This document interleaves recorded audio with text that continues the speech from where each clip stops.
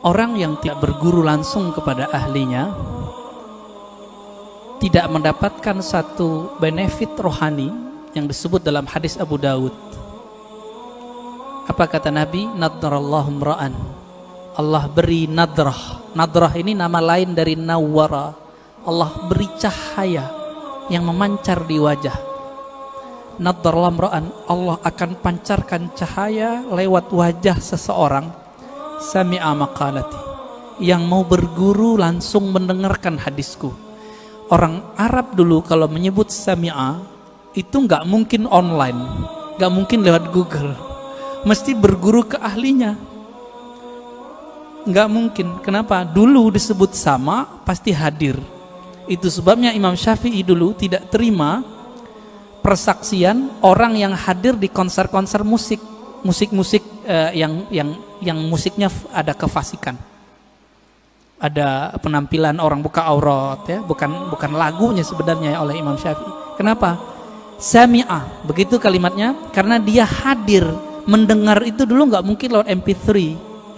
Jadi dulu orang mendengarkan musik, melihat para seniman-seniman musik itu dulu, dia sudah bermaksiat lahir batin.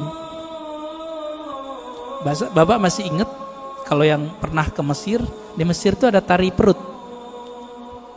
kebuka, ditonton itu Pak. Imam Syafi'i mengatakan orang yang nonton begitu gak diterima persaksiannya. Kalimat bahasa Arabnya sami'ah. Karena sami'ah artinya dulu pasti offline, pasti ketemu langsung, tatap muka. Itu sebabnya juga ya dalam hadis ini orang yang tidak mendengar langsung, nggak ada nur Pak di wajahnya. Lihat aja, nggak ada nadrah, nggak ada nadrah. Semakin dia tambah ilmu itu masuknya ke otak. Otak ini bekerja dengan akal, sedangkan hidayah masuk ke kolbu. Beda tuh. Siapa yang mengatakan ini? Imam ahli hadis, ahli kolbu, Imam Abu Hafs As-Surawardi dalam kitab Awariful Ma'arif. Makanya banyak orang berilmu belum tentu dia punya hidayah di kolbunya. Kalau itu yang terjadi, tambah ilmu tambah sombong. Jadi kalau dengerin kajian di YouTube, di TV-TV online, TV-TV satelit, apa yang terjadi? Wah, ini bahan nyalahin orang masjid nih. Setiap kali ngaji, wah ini bahan nih, ini bahan. Ketika dapat link-link di Google, link-link di YouTube, wah share di grup, ini bisa untuk membantah bid'ah yang ada di masjid. Jadi niatnya selalu untuk orang, bantah orang, bantah orang, bantah orang. Yang suka bantah dari dulu siapa? Dari semenjak alam semesta dicipta, iblis, ya. Yang suka bantah itu iblis Pak. Yang suka bantah itu iblis. Makanya Nabi SAW mengatakan, ketika ada orang membantah Nabi, i'dil ya Muhammad, ittaqillah ya Muhammad. Muhammad, kamu berbuat adil lah. Loh, ada orang berani ngomong ke Nabi, engkau bertakwalah hai Muhammad, berbuat adil lah hai Muhammad. Apa kata Nabi? Akan muncul dari orang ini, akan muncul dari kelompok dia, sekelompok orang yang jika baca Quran dan Sunnah, padahal dia lancar baca Quran dan Sunnah, link-linknya lancar Pak, tapi tidak tembus imannya ke dalam kalbunya. Fa idza laqitumuhum faqtuluhum. Wah, ini yang berat ini. Jika engkau bertemu mereka, maka kalimatnya gimana cara terjemahan ini Ustaz?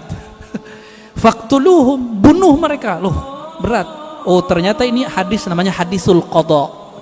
Hadis mahkamah pengadilan. Jika diperintahkan oleh pimpinan negara kita perangi orang itu, kita wajib perangi. Sama dengan hadis mengenai penghina Rasulullah. Jika itu ditetapkan oleh pemimpin, boleh, baru boleh. Nggak boleh ustadz yang mengatakan. Jadi misalnya nih Bapak nih, kan dapat meme sekarang. Aku penggal lehermu, wahai penghina Nabi. Itu orang jahil, nggak boleh ngomong begitu. Kenapa? Hadis mengenai memenggal, membunuh orang penghina Rasulullah SAW, hadisnya cuma hasan. Dan ini bertentangan dengan kisah Nabi waktu di Taif. Nabi dihina, bukan lagi dibuat gambarnya, dihina, dilempar di Taif. Apa kata Nabi? Hancurkan Taif atau selamatkan Taif? Selamatkan ya Allah, semoga keturunan mereka beriman kepadaku.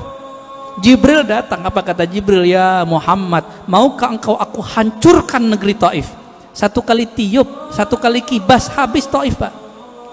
Karena Jibril punya sayap, sayapnya dibuka, ketutup langit dan bumi, tinggal dikibas.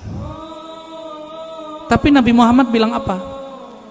Di sini saya tahu, tambah mengenal sosok Nabi Muhammad. Ternyata beliau lebih berkualitas tinggi dibandingkan Jibril.